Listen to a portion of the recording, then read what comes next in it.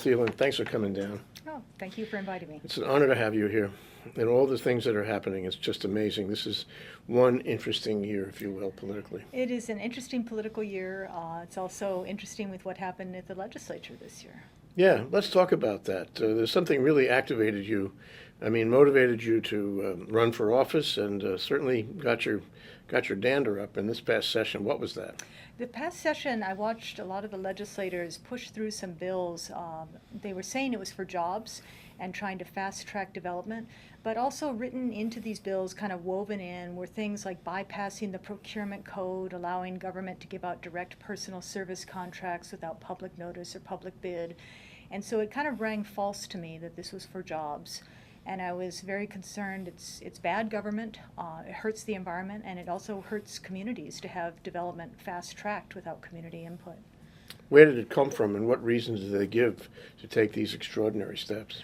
Well, I think you can have a cynical approach or a non-cynical approach. I think the cynical approach, which may be right, is that there are a few people that are enriched by these decisions and have a vested interest in having them passed.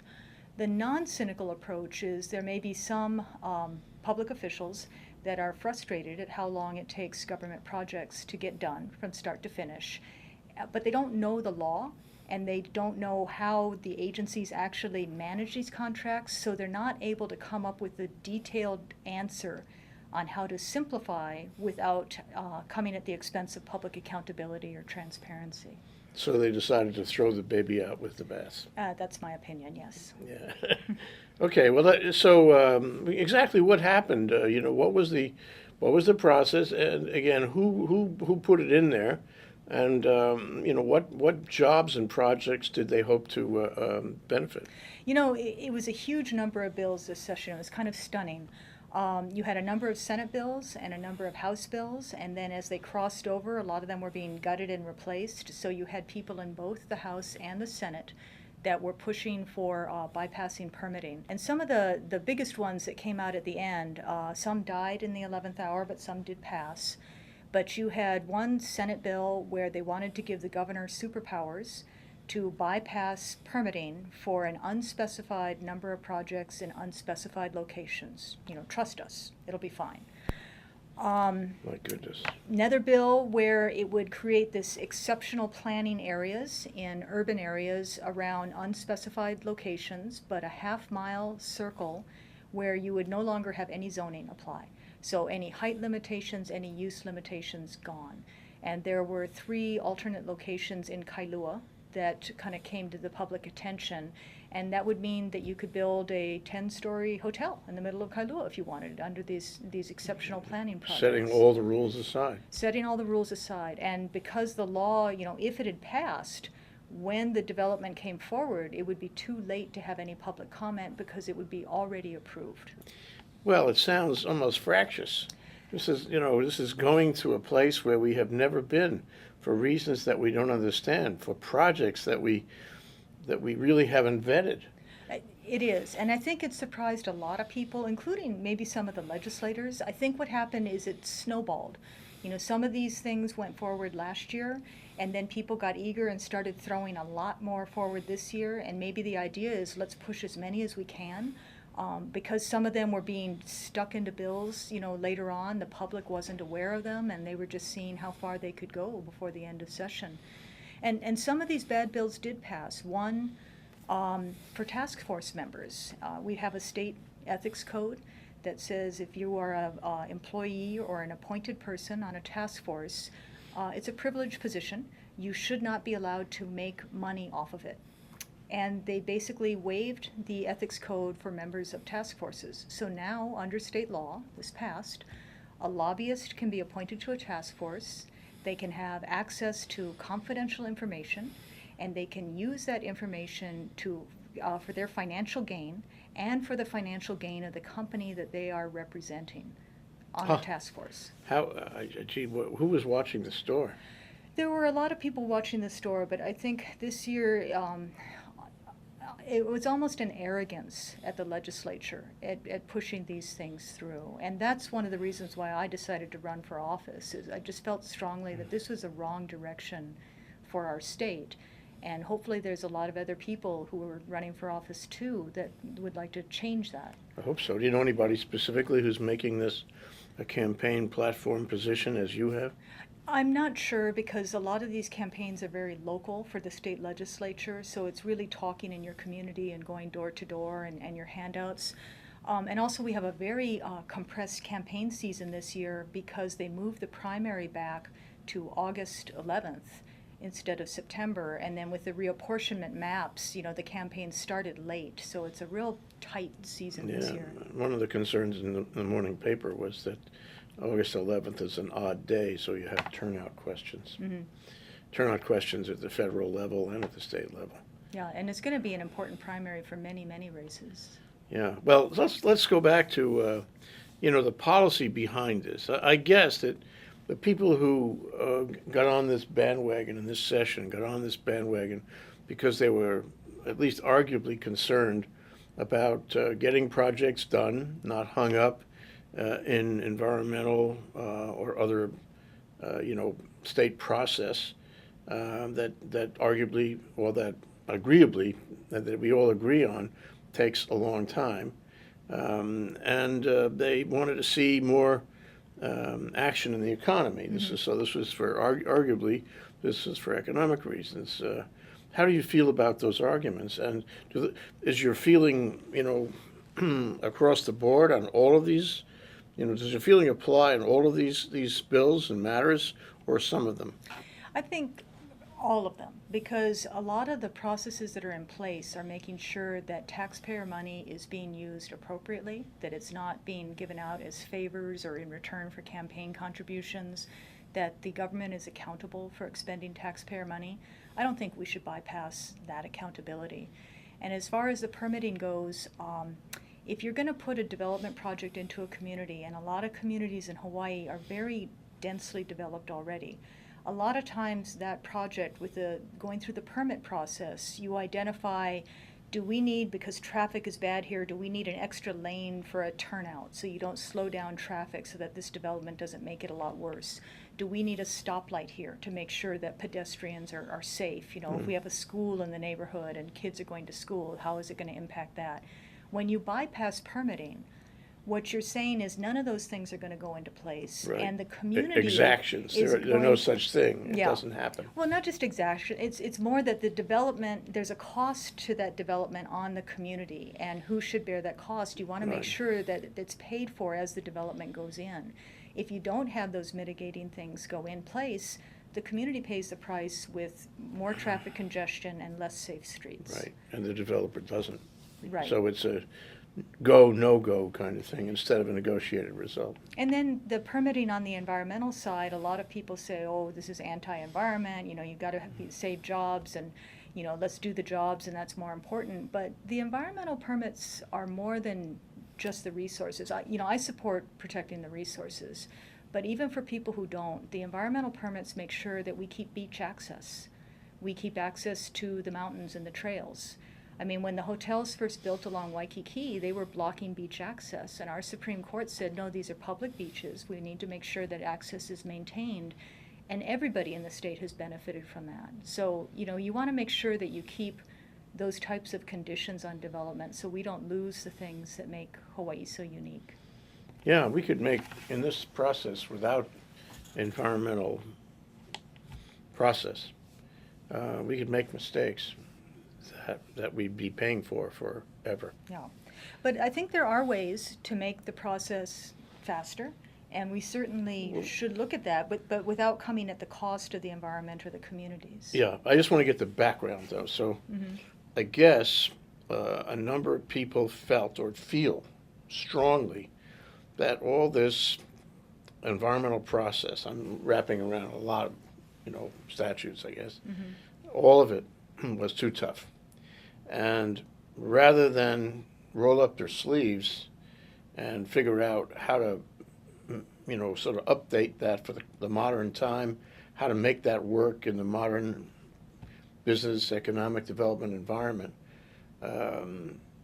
they just threw the baby out with the bath. That was their approach. Okay, so, and your feeling is that's not a good approach. We should we should look at changing the law rather than exempting everyone or certain people from the law. Well, in some cases, you may change the law, but in a lot of cases, it's not, the law is fine. It's just how are the agencies doing business? And is there a way that they can be more efficient Granted. in how they go about following the law? A lot of people have said that the agencies are underfunded, understaffed, and you give somebody an application for this or that, and they don't have the time to do it, so they sit on it and it waits at the bottom of their basket for months or years. And that's terribly unfair to everybody, including the poor civil servant who can't get to it because he's underfunded, understaffed, undertrained, whatever it may be. I mean, is that so? You were the director of DLNR, chair of DLNR, did that happen there? Is this an ongoing problem in our state government? Absolutely. And you have a lot of, because agencies are set up where you'll have maybe in one single agency, you will have 2 or 3 divisions taking a look at a permit, or they have to put out a contract for a job. And so there's a lot of redundancy and reinventing the wheel across these different branches of government. And a lot of times staff who aren't necessarily trained, say in the procurement code, are being told you have to write a request for proposal that's highly technical, highly complicated, to get a certain type of construction done or service done. And if you make any mistake in that contract, you can be halfway along the process and then you'll be told you have to start all over again. And that's happening in Office A, Office B, Office C, Office D. So it's a very inefficient, way for government to be putting projects out. And certainly we could do a lot better. Well, it sounds like a lot of people, not necessarily the management, but the the bureaucracy itself, are concerned that they're going to make a mistake, are concerned they're not qualified, they're being asked to make, for example, procurement code decisions when they're really not qualified to make that kind of analysis, and there's nobody they can go to easily, for help and consultation, so they lock up. And that's what I'm getting out of this. For instance, at Department of Land and Natural Resources, when I was chair for state parks, we would need to, let's say, put out a contract to put in a new bathroom in a park. We may need to do a contract to ask for a high-tech company to come in and put our camping permits online. So we would have to put, a park ranger would be told, you have to put together a procurement request for proposal. That can be very, very complicated. It's a very complicated document. And they're not lawyers, they're not accountants, they're not engineers, but they're trying to get something out as best they can. And then down the line, you may have people come forward with questions during bidding that raises, okay, maybe we weren't as clear because we didn't anticipate this, because we're not contractors. And so they would have to go back and restart the process all over again. And from a personal and career point of view, taking this risk is not something you want to do. So most people are risk adverse when it comes to their job and their reputation and so forth. So they avoid the risk by not taking it. I think part of it is that, and part of it too is that, when you have stacks up to here on your desk, you're going to gravitate to the stuff that you know how to do. And so maybe that continues to stay at the bottom of the pile. Okay, that's one element. Are there other elements that have, created the lockup that these people who wanted the exemptions were concerned about? What else is happening here in the government that has created the milieu, in which people, in large numbers of legislators were seeking exemption? What was the basis of that? A lot of the people in the environmental community were pointing out it's not like there are hundreds and hundreds of environmental assessments and impact statements being done each year. I think the figure I saw was last year there was something like 90. Many, many projects are actually already exempt under law from going through that environmental assessment. It's really your big projects that are going in on raw land. And there you may have people pushing for exemptions because it's the owner of the land, the developer, of a raw piece of land who has a huge financial interest in being able to fast track the permitting and bypass the permitting process. They would save time, which is money. They would not be required to put in mitigation measures, which saves money. and they would be able to sell their final product a lot sooner. Oh, this is great. This is like from manna from heaven. Yeah, so I think what you have is some very powerful interests that represent a very small percentage of people that are pushing to bypass the contracts. And a lot of the people who benefit from these contracts, like I spoke about earlier with the communities, they kind of get confused in the debate and don't necessarily weigh in. Yeah, well, that's true. There's so many factors. I mean, just hearing you discuss this, one of the factors seems to me that there are activists out there who get involved in this, and they will oppose a project, especially a large project, on the basis of some, say, environmental concern they have.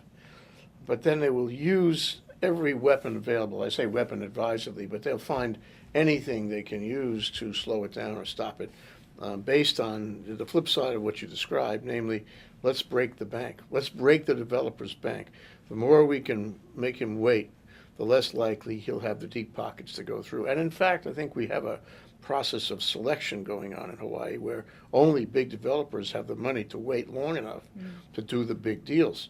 And as a result, for that and other reasons, big projects always have a hard time. And we have a hard time finishing big projects. So it's just one of those factors where the bureaucracy in general has a problem in anticipating the fact that activists will take every opportunity. They will never, go along with a decision or a process until they have beat the thing to death, to the Supreme Court.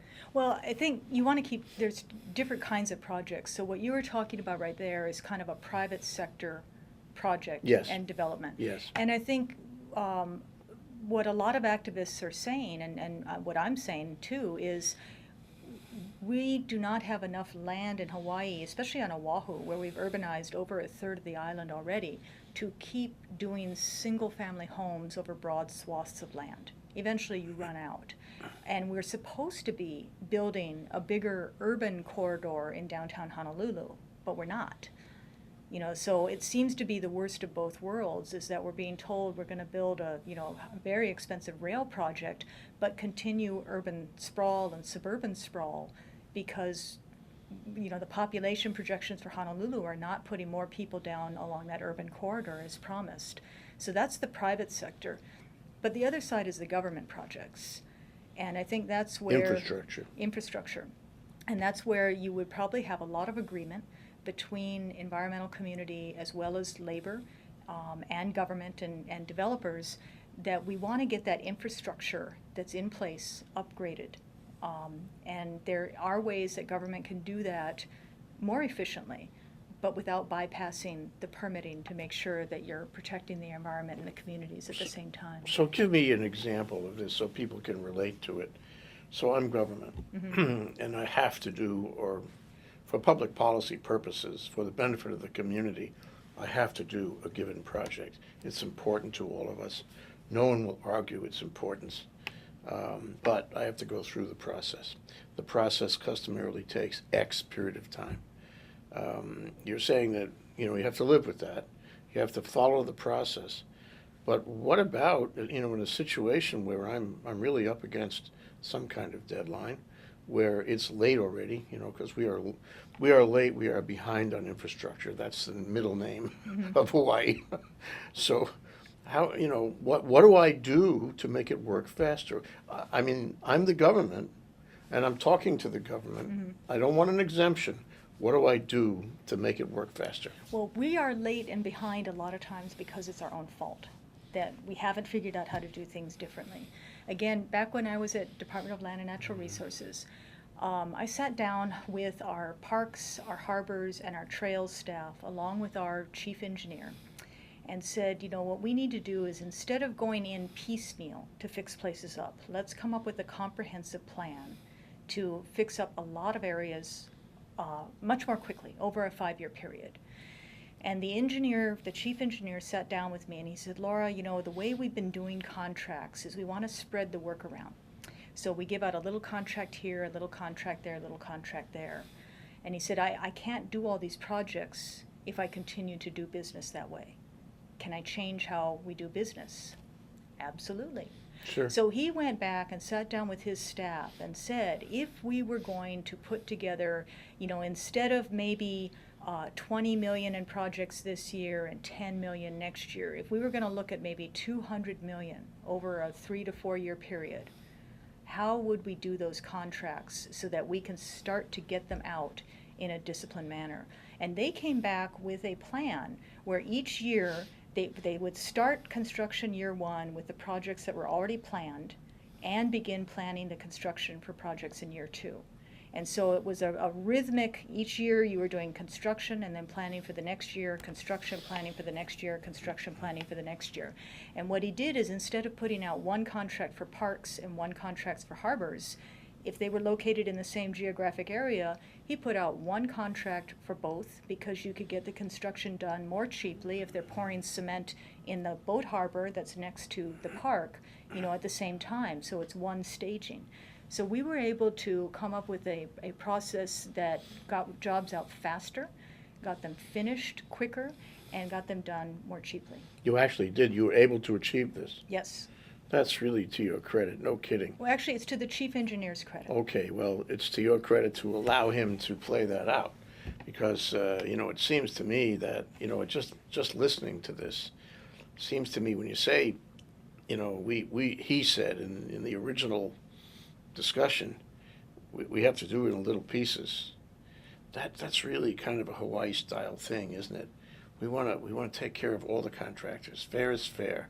Nobody sits on the bench. We get everybody out there in one contract or another, so we can feel that we've been, excuse the term, but we've been democratic about it, and nobody gets left out. Everybody gets to play the ball game. But I think what happened is, when he came out with that spreadsheet, at the end of the day, everybody got work still. It was just done in a much more efficient manner for the contractors as well, because it's not like they want to go stage job A and then have to break and then come back later and stage job B, because that's difficult for them to manage too. Well, that's wonderful. I'm really happy to hear that you conceived that and with the engineer and did it, and I hope it continues. You're not there anymore, and I hope it continues. I think it will. I think everybody there realized, what a difference that could make. But it is because government tends to work in their little silos, and what that did is it said we can't have a parks silo and a harbors silo, and instead this is a government project. And what's nice about approaching it that way is, for the general public, they don't understand that this parking lot belongs to parks and that parking lot belongs to, it's the state. Can't you just do your job for us as the state? And I think if we could change more agencies, and even across agencies, to do that type of contracting, we could be a lot more efficient, both in time and money. You get economies of scale, but you also get expertise. So the fellow who does the procurement aspect of one also does the procurement and it's not fresh material each time there's a contract. So you get a higher tide rising all the boats. Yeah. But I'd like to go back to another aspect, and that is the redundancy and parallel tracks, rather serial tracks, which should be parallel tracks. Billy Kenoi, now fighting to keep his job on the Big Island, I like Billy Kenoi, is famous for an effort he made, which I think was successful in Kona, to put all the agencies together in one room. And lock the door? Well, pretty much, yeah. Lock the door and say, you guys figure it out. Don't come back until you've solved all these. And he handed a bunch of permit applications. He said, talk to each other. Sit across from each other and talk to each other. It's the anti-silo kind of medicine. Don't you think this is part of it? I do. And actually, that's what we did at DLNR, is we brought everybody into the same room, and I said, I want you guys to figure out how to get this done, and then you make a presentation to me. And it was really cute. They came back after a couple weeks, and they made a presentation, and it was impressive. But I figured they could actually do better. So I told them that, it was a good start, but they needed to go back in the room and, do more, and that I believed they were capable of a lot more. And they did come back out a couple weeks later with something that was really, really stellar. And that's where I saw that the silos had broken down. They were talking about having an integrated a hiking trail integrated with a blue water trail that would begin at a park and end at a harbor and stop at a forest reserve. And so no longer was it the divisions. I mean, they were looking at it as if they were people that wanted to use these areas, and together they were providing these services to the public, and to the resources. And that was great. Oh, to me, I used to do a lot of hiking. Mm-hmm. I used to get out. I used to ride bike all over the islands, and I used to see all these places that you're talking about. Yeah. But somewhere along the line, the judiciary was part of it. It got more difficult to get to the trailhead, Mm-hmm. and that because of case law and liability of owners and all that.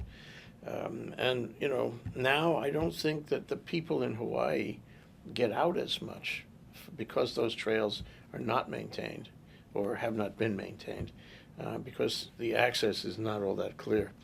So what you've done is a great thing for the people who would like to get out and spend more time outdoors. Hopefully more, with this kind of development, more people will get out. I mean, we talk about the Aina all day long, but you really have to go out and touch it. Yeah, it is. We have some of the most beautiful places in the world, and we don't get out often enough. And Yeah. we do. We Yeah. need to get out more. So you're an environmentalist. Yes, I'm very much an environmentalist, a feminist. All those. It's. So I sort of wanted to talk about the Democratic Party. I want to talk about the experience that Ed Case is having, which is in the paper this morning. And where do you fit in the Democratic Party? Because when you have only one party, which is really pretty much what we have, the party it's like cells dividing. The party itself divides, and then you have, what did he call himself, a blue Dog Democrat. A blue dog Democrat, as opposed to what he calls Mazie Hirono. She's very left-wing Democrat. And it's a sort of a dividing the cells of the Democratic Party. Where do you fit in there, and how do you see the Democratic Party functioning that way? In Hawaii, we always like to think we're so unique, but actually, nationally, this is kind of going on in both the Democratic and more so in the Republican Party nationally. But you just, pendulums swing. And right now we seem to be in a pendulum swing where it's uncertain how far it's going to go for the Democratic Party in Hawaii. But apparently there's been some discussion for about 5 years, if not longer, about having it be a more closed party versus an open party. I think sometimes just in the political fights, because people within a single party in any primary election, some people are going to back one candidate, some people are going to back another. The easy criticism to say is, well, you're not a Democrat. But when you ask people to define a Democrat, those folks, it usually comes down to, well, you don't agree with me. Well, the party is broader than any individual. Yeah, I hope so. Yeah. So, Ed defines himself as a blue dog Democrat, and that's a D.C. term for a fiscally conservative, socially It was liberal. a caucus in Congress, I think, by that name. Yeah, but I think they're probably vanishing at this point. I'm not sure. Yeah.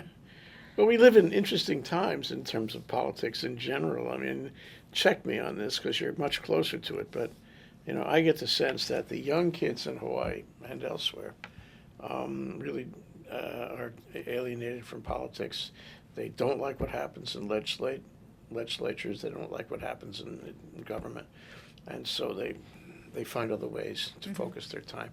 And I have noticed that in case of some of the young entrepreneurs in this town. They just haven't gotten to politics yet, and they're not inclined to get there simply because it's distasteful to them. And their predecessors have found it distasteful, and it sort of passes on down. So they're removed and remote. And you are a rare bird in the sense that you're an idealist, and you stick by your values and all that.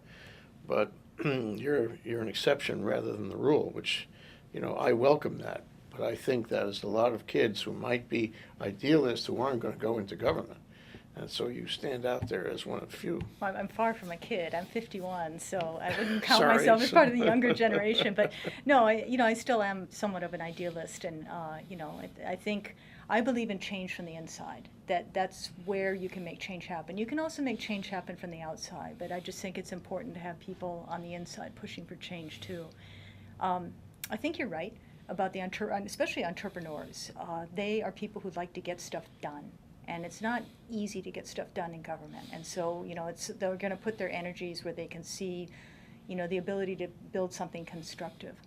I've been going door to door on my campaign, and you get these walk lists from the voter registration, and it will say, like, how many elections people have voted in. And house after house, where it's multi-generational, and it's got the names of all the registered voters, you'll see the older voters voting in every single election. And then you'll see the people in their 40s, the generation they're living with them, not voting at all. So they registered because, mom or dad wanted them to or expected them to, but they just don't participate. And that's dangerous. Why is that? Why is that happening? I don't know. I mean, it's happening across the nation. That guy who wrote that book, Bowling Alone, like 10 years ago, that Americans just don't join the way they used to. But when you have a democracy where just fewer and fewer people are making the decisions, your government starts making choices that is not in the interest of the majority of people. Not that it applies directly in Hawaii, but the whole thing about Citizens United and the super PACs was the subject of a number of talk shows yesterday and over the weekend. And you get the feeling that another structure is being built here. And Linda Lingle's part of that structure, actually, where money equals votes equals power. And it's a new America that way. It is. It's frightening. Yeah. I was hearing on how much money is going to be spent in this presidential election. We're going to see it in Hawaii over the U.S. Senate race because the Republicans are targeting the Senate, and the Democrats are going to target trying to defend it because it's not a given what's going to happen in the Senate, this election. Yeah. Well, there was a Bill Moyer had a show involving two women co-editors of something called Mother Jones. And this is a California pub that is dedicated to finding where the money comes from. And one of their big questions was the U.S. Chamber of Commerce, which I think most people always said, well, that's good. The U.S. Chamber of Commerce, they build business, right? Mm-hmm. Can't be bad. But those guys are funneling millions, hundreds of millions into local races, including the Linda Lingle race, and you don't know where that money is coming from. It could be coming from anywhere in the world, and that's very troubling. And it's almost you want Justice Kennedy to wake up with a bad dream and say, I'm going to change my opinion on that. I think this election, when people see how much money is being spent nationally, there is going to be a push for some type of campaign finance reform around corporations because it's just going to be an obscene amount of money. And it's secret money. You can't trace it. Yeah, and that lack of transparency, you just shouldn't have that in things that are as important as elections. So what about raising funds for you? You're running for office. I guess with all your government experience and all your legal experience and all your local experience, being part of the fabric for a lifetime at your advanced age. This is the first time you've actually run for office. Yeah. So what's it like? Well, actually, I did run for Board of Education back in 2002, and that was, I think, like a couple $1,000s of, getting myself a few signs and bumper stickers. This one, I've been calling people for support, but, it's actually mail is not that expensive, and again, a state Senate seat, a lot of it is just the face-to-face, door-to-door, walking and sweat equity. So I'm putting a lot of that in. I was told that I would lose a lot of weight. So far, that hasn't happened, so I've been very disappointed. But cheer up. Yeah. It's other than that, cumulative, Yeah, I'm getting some, good walking muscles, especially for the hillside areas. Yeah. But it's been a lot of more sweat equity than anything else. How about raising money? I mean, they say it takes a fair amount of change, more than before, to be a state senator. So how are you doing? How do you do that, and how are you doing at it? I haven't had experience doing that before, so what I've been doing is just calling people I know and asking them if they would contribute or help support. And most people have been, very supportive of that. I've decided not to take political action committee funds, even from political action committees that I like their viewpoint, just because I figure, I just would like to do this on personal contributions. Good for you. No kidding. I'm very impressed. That touches me. No. After watching the point on being discussed all weekend, that really touches me. Well, we'll see. I mean, it's not like they were necessarily offering me a lot of money anyway, but I get a lot of letters from them, and I don't know. I thought it would be better to try and do this face to face and with people. Well, it means that, to the average Joe, your opinions remain your own, and you're not being manipulated by somebody who's funneling money at you. Yeah. Which is the concern that I had watching those discussions yesterday. That at the end of the day, these super PACs, they buy the views Mm-hmm. of the people they support, and you get into that into that fabric, and you're stuck there. And that kind of goes back to the participation in democracy. I was just reading this morning, there is a race, I think they said it was a Senate race in Massachusetts, where both the Democrat and Republican agreed about 5 months ago to say we don't want this outside groups putting ad money into our race. And to date, they've not done it. That the outside groups haven't come in, and so it's just been the candidates paying for the ads themselves. And I think a lot of people nationally will be watching that race to see what happens. I think, unfortunately, whichever side loses is probably going to be arguing, we should have had that money come in. But you kind of hope we could maybe get to the race towards the highest common denominator rather than the lowest common denominator. Yeah. So tell me about some of your platform positions. I mean, I get it that you're an idealist, but I'd like you to flesh that out in terms of what positions you're taking on what issues. Well, again, a lot of the reason I got into this was seeing these bills around fast-tracking development, getting rid of government transparency over expenditure of monies, and allowing insiders to take financial advantage of their position. And I don't like that. But I also don't think, government shouldn't be all no. I think it's part of government's job to figure out how do we provide the essential services that government's responsible for in a efficient manner and a cost-effective manner. And so what I would like to do is take the experience I had from Department of Land and Natural Resources and be able to get into the legislature and start to have the conversation that if that's really the goal, here are ways that we can help make agencies' jobs easier, help them do them faster, and still maintain that public transparency and accountability, and be more constructive at getting our infrastructure upgraded and stretching our dollars further. Yeah. Hell, I mean, one of the big issues, both nationally and locally, is the economy. Mm-hmm. And, I mean, do you agree with me that our economy is lackluster? We haven't made it back yet. Our economy is at great risk because we're a mono economy, if you will. Mm-hmm. And that so far nobody has figured out how to fix that. Thoughts? I agree with you. We are far too reliant on a single private industry, which is tourism, far too reliant on a single senator with the greatest seniority in the U.S. Senate, which bless his soul, but we need to be able to be a little bit more self-sufficient for the future, and far too reliant on construction of raw land as opposed to construction in urban places. And reconstruction Yeah. and all that, yeah. And I think it is important that we bring fresh voices to the table because we'll always be reliant on tourism.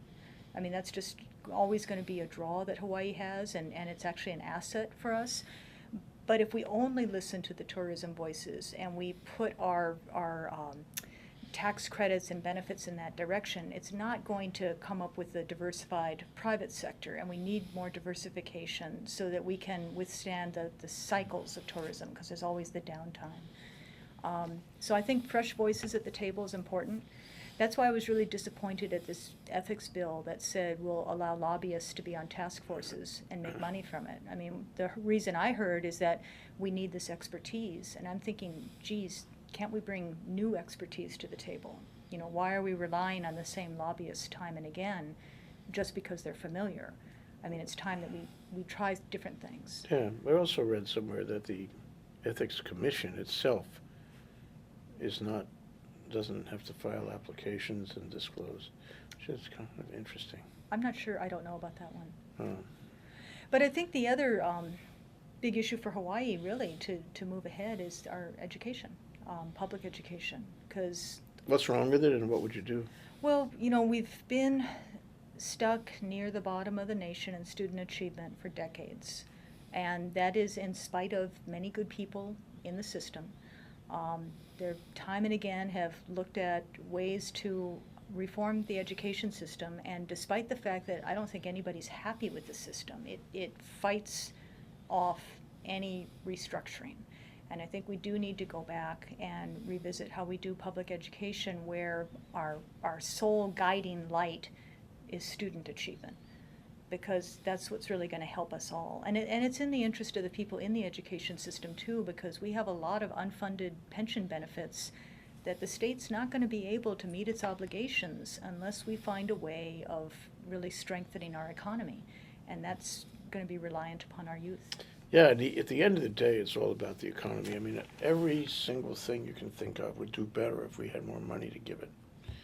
Well, maybe not everything. Some things are pure principle, but it seems to me that education is one thing where you have to throw the money at it until it works. And I mean, you don't want to be silly, but you certainly you don't want to hold back, because that's the most important asset of the state, the most important resource. So, how exactly would you do that? I mean, you ran for the Board of Education. I don't know how you feel about the new appointed board, or about, the efforts that have been made. Linda Lingle wanted to do it on a statewide, countywide basis. But I'm not sure that any of those things are actually working, would actually work. I think there's a bureaucracy in the Board of Education that pervades. And you're right, I mean, but how do you change an organization which is A, powerful, and B, resistant to change? Well, so far it's been successful at resisting change. And I think what it's going to take is really, I'm not sure that you can find a change where there is consensus. If there were easy change where there was consensus, it would have been done already. And so what we've got is a situation where, in a lack of consensus, what do we do? And in Hawaii, what we tend to do is let the status quo go on. Yeah. We'll see what happens. People got very upset with Furlough Fridays, enough to change the board from an elected board to an appointed board, and we should give that some time to see how it plays out. And if it's able to make more structural changes within the DOE, personally, I believe, if you can make the student achievement the guiding principle, and the classroom, the most important area, and the school the second most important area, that would drive a lot of decisions to put more resources at the classroom level rather than elsewhere. When I was on the Board of Education, we paid... Well, you won that election. I did win that election. I was on for several years. The Department of Education paid principals and teachers more to leave a school and to come into the central administration than they were paid at a school. Now, I don't know if that's still true, but that just speaks volumes. It that, does. The classroom is not the priority, and then that needs to be turned around. It does. And on the notion of change, before we turned the machine on to tape this, you and I were talking about the problem that we have in Hawaii of taking polarized views, sticking on those views, and not looking for a solution. And maybe that's, one element of the problem with environmental exemptions, that people should find a middle ground instead of sticking on their polarized views. And part of the reason for that is that if you try to negotiate, people will find out exactly how much you know and don't know, and you will be required to roll up your coat sleeves. So maybe it's just a question of being diligent or lazy to make the negotiated effort. But it seems to me that Hawaii is at a turning point. I'm sure you have thoughts along the same lines, and that we really must change some of the things that bedevil us. In order to do that, we have to negotiate results. We have to come together on it. Well, when you say we're at a turning point, it almost means like everybody understands we have to make a decision. And, I think there's also, one of the decisions could be that we're not going to make a decision. We're not going to do things differently. We're going to continue to have this kind of, back and forth. That's the decision we make. And my old boss used to say, to not decide is to decide. Sure. And it took me a while to figure out what that meant. But what it meant is we're deciding to stick with the status quo. Yeah. And I think what will happen is we will slowly lose more and more of our quality of life that we have.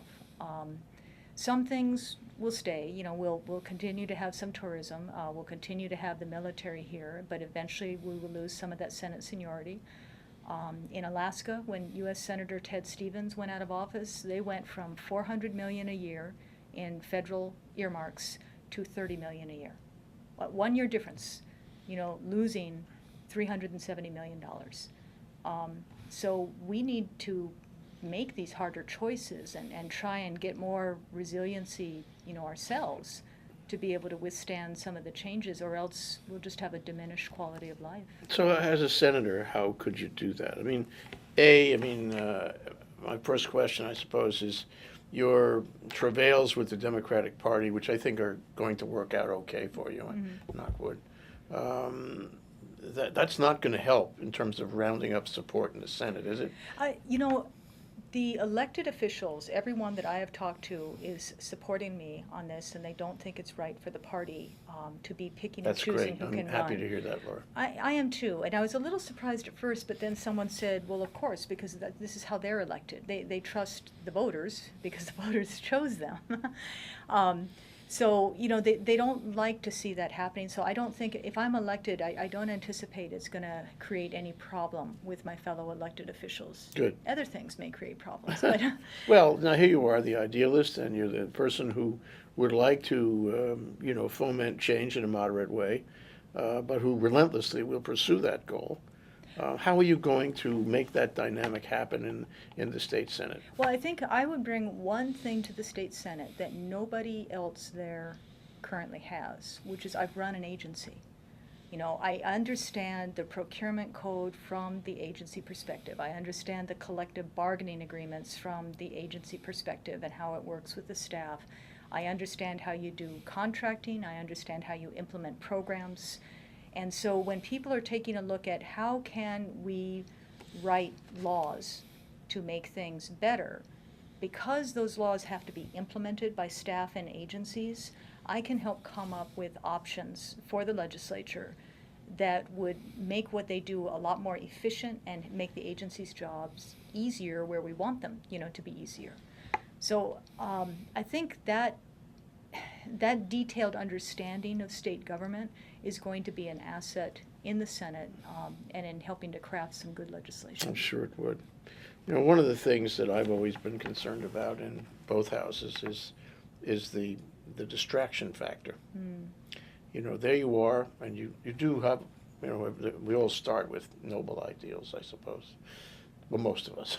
but there you have your noble ideals, and you're distracted on day one because somebody comes in with a cockamamie bill they want you to introduce into the legislature, and you feel that you have to for political reasons, or you're called upon by leadership to do some political thing that you don't necessarily think is the right thing.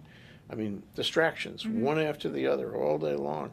And I think a lot of very good legislators are led astray by those distractions. How are you going to deal with that? That's no different than as chair of Department of Land and Natural Resources. When I was appointed, before I started the job, I was sitting there thinking, I'm going to be there just under 4 years. And there's really only so much you can do in 4 years. So I need to decide what are the things that I want to get done and make sure that list is the list of big things. Make sure it's small enough that it's doable, and figure that there's going to be a certain percentage of time that is going to have to go to the emergencies, the crises, and all that. But in the rest of the time, here's what I want to achieve. And so what I used to tell myself every day going into work is what I decide to not do is as important as what I decide to do. And so there's certain things that you delegate, and there's other things that you really focus on. I think being a senator, certainly you have to be spending time with your constituents, helping them deal with the problems that they bring forward, and certainly a large part of the job is doing that.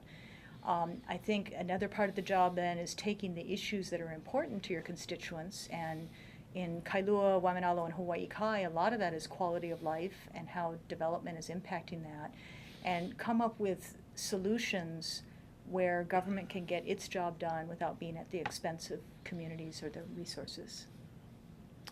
Yeah. What about back to the environment for a minute? How do you want to deal with the Hawaii Environmental Protection Act? There was a task force appointed maybe 2-3 years ago, it made a report, and the report was, my recollection is it didn't go anywhere. A lot of talk, a lot of community concern about it, and the cowboys and the ranchers really couldn't agree on who's going to be friends. Mm-hmm. so nothing happened. So if this is a core point in your platform, what are you going to do about it? Well, again, I think, in my opinion, a lot of the environmental reviews that are done need to be done. Again, you already have exemptions under the law, so Would you many change the environmental laws? No, for instance, the 30-meter telescope on the summit of Mauna Kea, they needed to do an environmental impact statement. They should. You know, it's going to be a huge telescope being put on top of one of the tallest mountains in the world that is one of the most sacred sites for Native Hawaiian and has some of the most fragile resources and is adjacent to a bunch of other telescopes where, you know, the construction may impact them. That project needed to do an environmental impact statement. And I think anybody who says that you want to bypass it because it would be too expensive, that would be foolish. The long-term costs that could come out of a hasty construction project in a Also place because like it's that. a slippery slope. Yeah. When you start abandoning those concerns, those rules, then what happens next? Mm-hmm. You know, then you're undermining your own view of the environment. Shifting gears for a moment too, in our remaining time, you spoke of diversification. How would you diversify? What would you diversify to? It's a difficult question, because in a way we have to find something that really fits our society, fits our kids, fits our state, its resources and all. Mm-hmm. What can we do, and how would you do it? You know, I think for diversifying the economy, you'd want to take a look at where Hawaii has a competitive advantage and where we already have kind of a nucleus of expertise that could be developed. So for one example would be health and medicine. We have some great hospitals here. We have great rural healthcare and rural communities, and we have just one of the healthiest environments in the world. And we're adjacent to some of the most populous areas in the world in Asia. If you can develop a medicine and healthcare center in Hawaii, capitalizing on the University of Hawaii and the private hospitals, and have, you know, a lot more services offered, it can go from maybe your lower skilled folks that are going to be working at maybe recovery centers where people can recover from surgeries or come here for, you know, respite, up to your highest tech type of medical research and surgeries that are being done at the hospitals. You know, I think that's an area that we should explore. Renewable energy is an area where we have a competitive advantage. And I think also on farming and food. We've gained a lot Big of one. knowledge about how to do agriculture, diversified agriculture. Back in plantation days, it was all monocrops. But now you've got a lot of very good farmers here, and if they can get more access to land, you know, we can be growing a lot more of our food here, and that's part of the food tourism economy and the agricultural tourism economy too, but it helps kind of diversify it and bring different people in. Don't forget bike lanes. Bike lanes. You know, I mean, Healthy our society. people live in this environment, but they don't hike, they don't bike, they don't get out, they don't, and then they get diabetes, no surprise. Mm-hmm. So I think we have potentially the most healthy place on the planet, but you got to work a little for it, and, Yeah. and it's so easy to do that. But part of that, I think, is public education. And it's not education so much for they should learn information, but they should be on the same page about these issues. You know, and I find that we have a sine curve.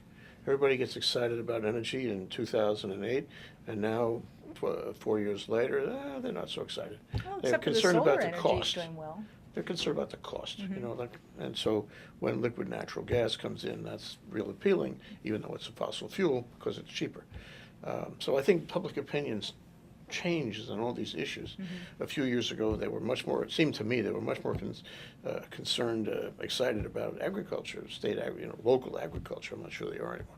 So part of it, I think, is to keep people aware, Mhm. keep them on the same page, so they don't lose track of where we're going. But I think people are still supportive of agriculture. I've been to a lot of the farmers markets because I was the agricultural liaison for the city for a bit, and they're just packed with people. And a lot of the farmers are starting to grow more product for the markets. You got more small farmers coming into business. But at least on Oahu, the challenge is getting access to land. You know, long-term leases where they can invest in developing the soils and putting their infrastructure in place. Do I have to ask you how you feel about Ho'opili and rail? Okay. Well, I think the problem with, Ho'opili is in an area that was planned for development, but I have a couple problems with it. One is, 20 years ago it was planned for development, but we were also supposed to identify the important ag lands where the agriculture could go for long-term and be safe there. And government never did that. And so the farms that are being displaced at Ho'opili have no long-term home. Right. And so I have a big problem with saying we have to stick by that 20-year plan when we failed with 50% of the plan. And we're hurting, agriculture now. The other problem I have with Ho'opili is if we're really going to do transit-oriented development, why are we doing single-family homes along the rail line? You go to any urban area with steel-on-steel transit, and what you've got, walking distance there is a much denser development where people are getting into the trains. It's the same type of development we've seen time and again in Hawaii, which is sprawl. And so that's troubling. Yeah. Well, it'd be nice to know there's at least one legislator in there who opposes sprawl, because I think a lot of people oppose sprawl. And it's time we had a long-term plan. The word plan really resonates these days, as it did in DLNR. It certainly does all around the community. Yeah. Thank you very much, Laura. It's been great to talk to you. Well, thanks for your time. Wish you well. Thanks.